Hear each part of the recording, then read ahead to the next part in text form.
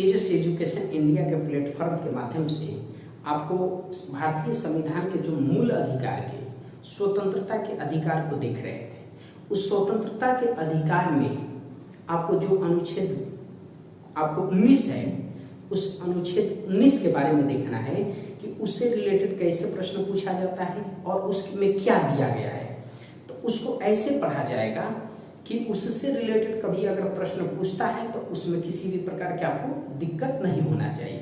तो चलिए हम सभी आगे बढ़ते हैं कि आर्टिकल 19 की ओर देखते हैं कि आर्टिकल 19 से रिलेटेड कैसे प्रश्न पूछा जाता है।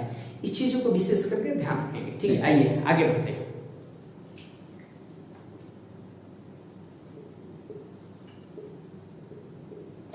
अनुच्छेद 19 की बात करें तो अनुच्छेद 19 में दिया गया है नागरिकों की स्वतंत्रता। किसकी? कि नागरिकों की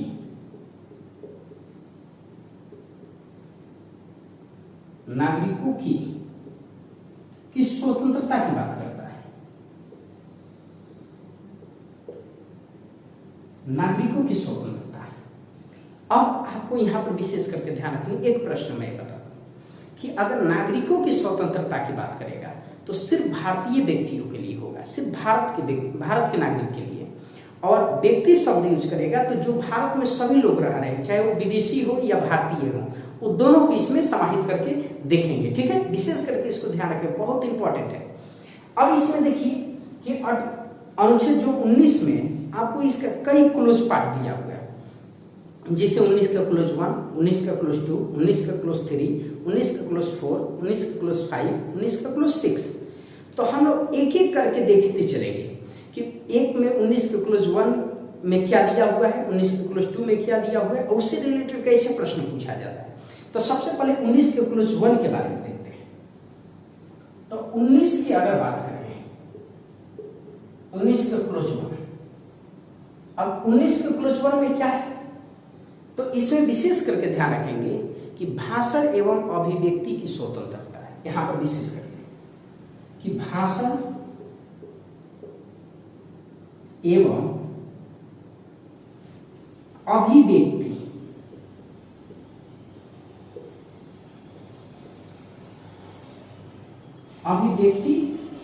की स्वतंत्रता। अभिव्यक्ति की क्या? की स्वतंत्रता। ये बहुत इंपॉर्टेंट है, इसको ध्यान रखेंगे कि अभिव्यक्ति की क्या?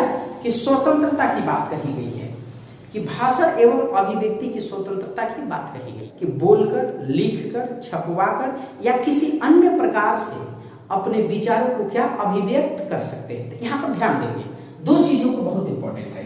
एक तो इसमें क्या कह रहा है कि बोलकर, दूसरा क्या कि लिखकर,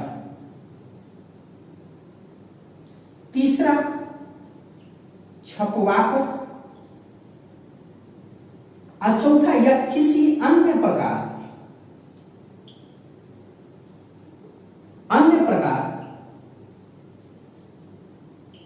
से विचार को अभिव्यक्त करके अभिव्यक्त कर सकते हैं। अब देखो भाई, बहुत ही इंपॉर्टेंट है यहां पर देखने की, एक विचार है, विचार सबसे पहले नहीं क्लियर रहेगा तो ये देखिए कि विचार यह आंतरिक क्रिया है, इसका कोई स्वरूप नहीं होता। ठीक है, विचार आंतरिक क्रिया है, ये इसका कोई स्वरूप नहीं होता। इसको अगर डिफाइन करने की बात करें तो चिंतन मनन करना क्या विचार कहलाती है, कि आप चिंतन मनन जो करते हैं उसी को क्या कहते हैं कि विचार कहते हैं। याद रखेंगे, तो ये एक आंतरिक क्रिया है, तो जो अंदर आप सोचते हैं उसी को बाहर अगर प्रकट कर देते हैं तो उसी को कहते हैं क्या कि अभिव्यक्ति। अब यहां पर देखिए कि जो ये अभिव्यक्ति है, तो अभिव्यक्ति को कहते हैं कि ये बाह्य क्रिया है, यानी कि शरीर के बाहर की, कि जो चिंतन मनन करते हैं तो उसे कहते हैं क्या विचार। विचार के प्रकट स्वरूप को अभिव्यक्ति कहते हैं। इसका अनेकों स्वरूप हो सकता है कि अगर कोई व्यक्ति ज्यादा विरोध प्रदर्शन कर रहा है तो अपने ज्यादा विरोध प्रदर्शन वाले अभिव्यक्ति को दर्शाता है। अगर कोई व्यक्ति कम किसी को बोलता है तो कम बोलने वाला अभिव्यक्ति को दर्शाता है। इस चीजों को भी ध्यान रखेंगे।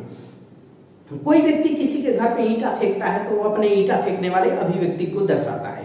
तो यहाँ पर विशेष करके ध्यान रखनी है आपको कि विशेष करके ध्यान रखनी कि अभिव्यक्ति क्या है कि बाह्य क्रिया है, यानी कि विचार के प्रकट स्वरूप को क्या कहते हैं कि अभिव्यक्ति कहते हैं। यहाँ पर संविधान में इस आर्टिकल पर प्रतिबंध लगाया जा सकता है। 19 के क्लोज 1 पे क्या प्रतिबंध राज्य लगा सकता है? यस। तो यहाँ पर ध्यान रखेंगे कि आर्टिकल 19 के क्लोज 1 पे राज्य प्रतिबंधित कर सकता है। तो कैसे? तो उसको यहां पर ध्यान देंगे कि अनुच्छेद 19 के क्लोज 1 को राज्य प्रतिबंध कर सकता है।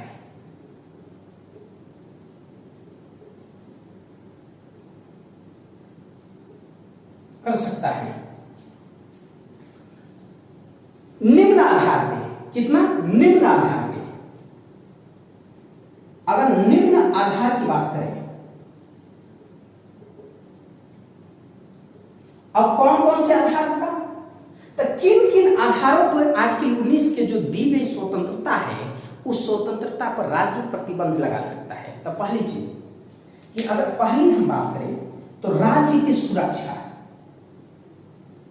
राज्य की क्या सुरक्षा, कि आपको बोलने से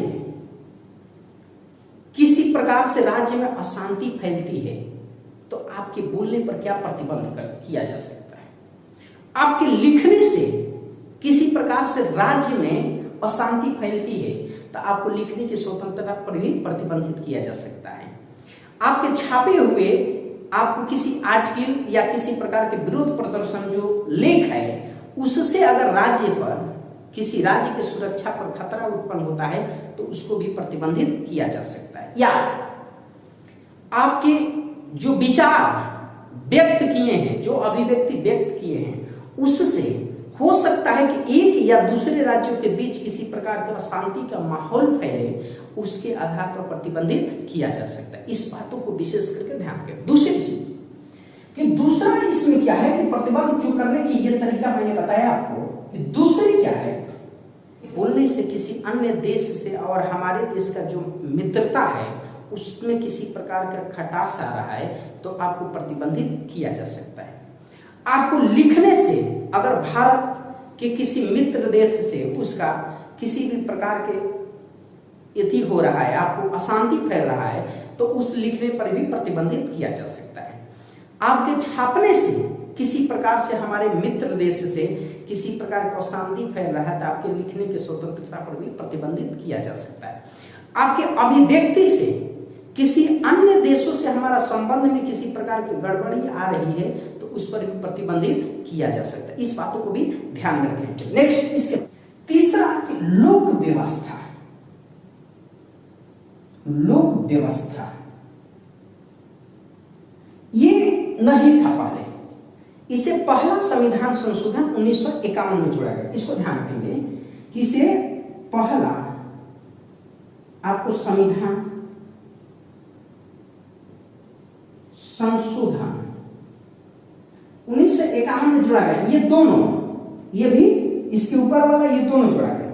लोक व्यवस्था, लोक व्यवस्था यानी कि जो जनता की व्यवस्था है, अगर ये आपके बोलने से अगर जनता की व्यवस्था में किसी प्रकार की अशांति, किसी प्रकार के डिस्टर्बेंस आता है तो उसमें आपको रोका जा सकता है।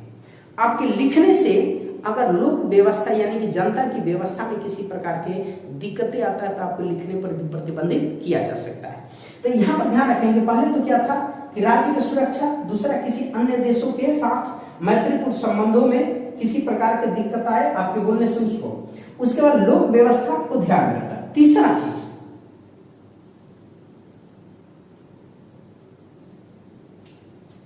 तीसरा याद रखें, न्यायालय की अवमानना।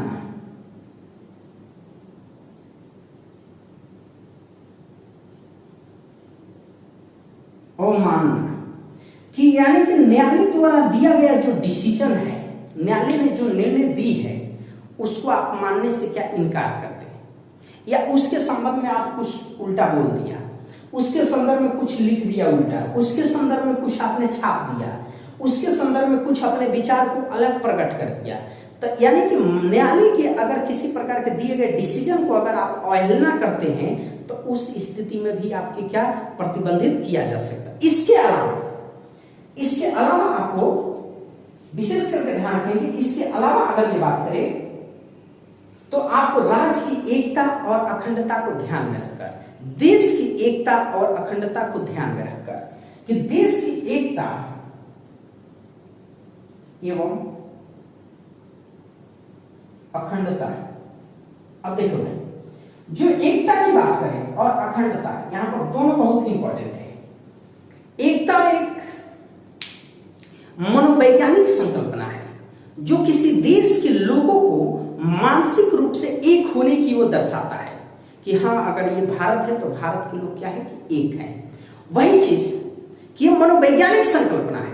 तो आप देखते हैं कि भारत पाकिस्तान अगर मैच होता है तो भारत के हम सभी अपने देश को सपोर्ट करते हैं। दूसरी चीज अगर अखंडता, कि अखंडता यह एक भौगोलिक संकल्पना है जो किसी देश के भूभाग को एक होने की दर्शाता है। कह रहा है कि अगर देश की, आपके लिखने से अगर देश की एकता पर अगर प्रभाव पड़ता है तो उसको क्या लिखने पर आपको प्रतिबंधित किया जा सकता है।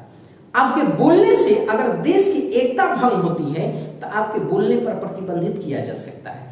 आपके किसी छापे हुए मैटर से अगर देश की एकता पर अगर प्रतिबंधित आपको किसी प्रकार का प्रभाव पड़ता है तो उस पर प्रतिबंधित किया जा सकता है।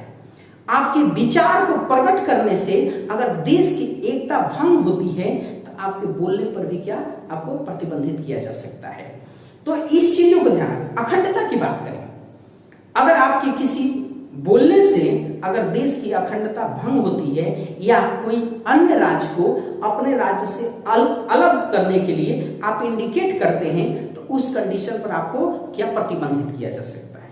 आपके लिखने से किसी अन्य राज्य को आप प्रेरित करते हैं कि वो अलग हटकर एक अलग कंट्री बनने के लिए यदि हो तो उस कंडीशन में आपको क्या प्रतिबंधित किया जा सकता है। तो इसी प्रकार से इस चीजों को ध्यान रखेंगे, बहुत इंपॉर्टेंट है। या मानहानि, अगर मानहानि कि अगर किसी भी प्रकार से किसी व्यक्ति के प्रतिष्ठा को अगर ठेस पहुंची है तो उस कंडीशन में भी आपके इन सभी अधिकारों पर क्या प्रतिबंधित किया जा सकता है। ये जो अधिकार है बहुत इंपॉर्टेंट है, इसको ध्यान रखेंगे कि ये सभी अधिकारों पर क्या प्रतिबंधित किया जा सकता है, इस अधिकारों पर क्या प्रतिबंध लगाया जा सकता है। ठीक है, तो अब नेक्स्ट वीडियो में हम सभी देखेंगे अनुच्छेद 19 के क्लोज 2 के बारे में।